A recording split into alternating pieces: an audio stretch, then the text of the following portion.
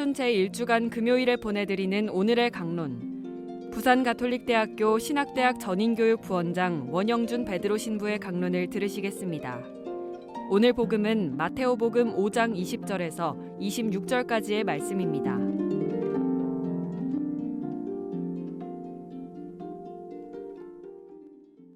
그때 예수님께서 제자들에게 말씀하셨다. 너희의 의로움이 율법학자들과 바리사이들의 의로움을 능가하지 않으면 결코 하늘나라에 들어가지 못할 것이다. 살인해서는 안 된다. 살인한 자는 재판에 넘겨진다고 옛사람들에게 이르신 말씀을 너희는 들었다. 그러나 나는 너희에게 말한다. 자기 형제에게 성을 내는 자는 누구나 재판에 넘겨질 것이다.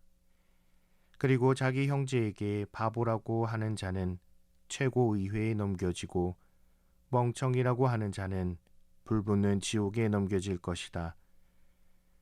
그러므로 내가 제단에 예물을 바치려고 하다가 거기에서 형제가 너에게 원망을 품고 있는 것이 생각나거든 예물을 거기 제단 앞에 놓아두고 물러가 먼저 그 형제와 화해하여라.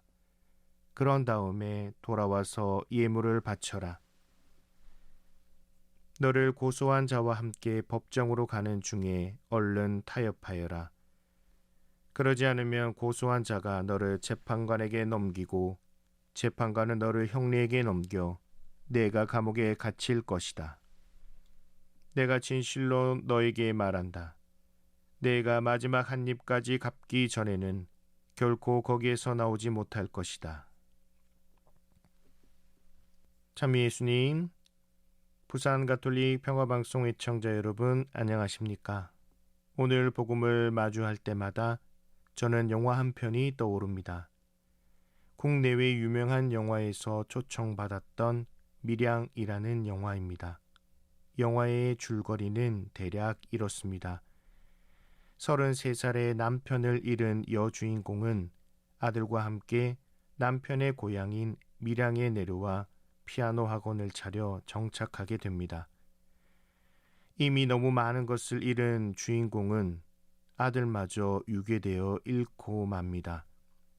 너무나 가혹했던 삶의 채찍에 몸서리칠 무렵 구원의 손길이 여인에게 다가옵니다. 주변의 도움으로 여인은 교회에 나가게 됩니다. 열정적인 신자들의 노력으로 여인은 자신의 아들을 죽인 살인범을 용서할 수 있을 것 같다는 마음이 들게 됩니다. 그래서 감옥을 방문하게 되지요. 두렵고 떨리는 마음으로 발걸음이 잘 떨어지지는 않았지만 구원을 받은 기쁨을 용서로 표현하고자 자신의 아들을 죽인 범인 앞에 서게 됩니다. 그와의 짧은 면회가 끝나고 여인은 쓰러지고 맙니다. 여인은 하늘을 보고 부르짖게 되지요. 어떻게 내가 용서하지 않았는데도 당신이 먼저 용서할 수 있냐고 부르짖습니다. 살인을 저지르고 감옥에 들어온 죄인은 감옥에서 하나님을 만나 용서를 받고 세례까지 받게 된 것입니다. 그래서 자신은 구원을 받았다고 여인에게 말한 겁니다. 기가 막히는 것은 오히려 그 살인자가 피해자의 어머니인 자신을 위로했다는 사실입니다. 이후 주인공은 보란듯이 삐뚤어진 삶을 살게 됩니다. 그리고 진정한 구원을 암시하는 영상으로 영화는 끝을 맺습니다. 한편의 영화이지만 이 안에는 가톨릭 교회의 구원관이 그대로 드러나기도 합니다. 용서는 또 화해는 수평적인 의미에서 인간의 용서와 수직적인 의미에서 하느님의 용서가 만나야지만 완성될 수 있다는 사실이죠. 이 두 가지가 만날 때야 비로소 우리는 십자가를 완성할 수 있습니다.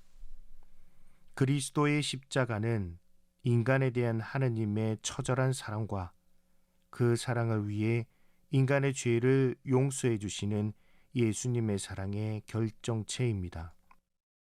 내가 형제에게 원한을 품고 멍청이, 바보라고 욕을 한다고 곧바로 지옥에 떨어지는 것은 아니겠지요. 반면 형제에게조차 마음의 벽을 쌓고 용서를 베풀지 못한다면 다른 누구에게도 그렇게 할 수 없을 것입니다. 하느님께서 우리를 위해 이미 예수 그리스도를 내어주셨기에, 그분을 통해서 우리에게 사랑과 용서를 보여주셨기에 우리가 형제들을 용서한다면 우리는 진정한 평화를 이 지상에서 맛볼 수 있을 것입니다. 하느님의 나라는 가만히 앉아서 기도한다고 들어갈 수 있는 것은 아니지요. 산상수훈은 이것을 정확히 지적하고 있습니다. 내가 용서하고 먼저 화해하지 않으면 하느님도 우리를 구원할 수 없다라는 점을 우리는 분명히 알아야 합니다.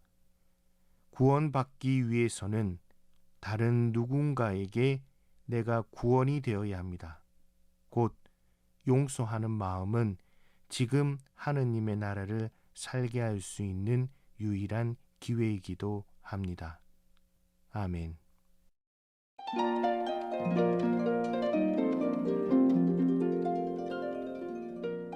지금까지 부산가톨릭대학교 신학대학 전인교육 부원장 원영준 베드로 신부의 강론을 들으셨습니다.